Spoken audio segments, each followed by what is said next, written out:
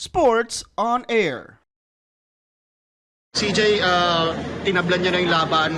Ano yung naging key ng laban para maka-all kayo sa Meralco? I think it's just the effort. Yung effort talaga ng isa't isa. Talagang nandun and hindi natigil yung effort hanggang dulo. So, yun talaga yung pinakakailangan namin para manalo kami sa Meralco.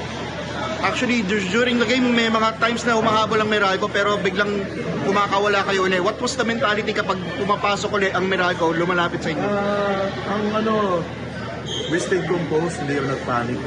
Yun yung isang maganda na nandito kami sa Miguel. Hindi kami nag-panic and we did kung ano yung nag-work sa amin. So, masasabi mo sa laro ni Terence at saka ni Vic Manuel stepping up? I'm so proud. Terence still hurting talaga. Gusto niya makatulong talaga. Naglaro siya. And even Vic, wala sa timing. Naglaro sila and we're grateful and sobrang swerte namin na nandito sila sa atin.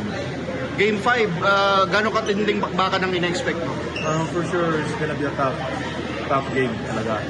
Every game naman talaga mahirap So, kailangan namin paghandaan and magpahinga ng matis.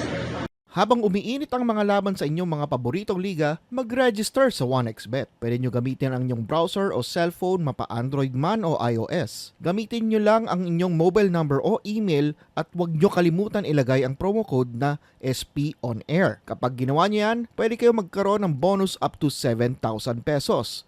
Pwede nyo rin gamitin ang GCash or Paymaya account nyo para makadeposit or cash out. Simple lang, di ba? Kaya mag-register na sa 1xBet.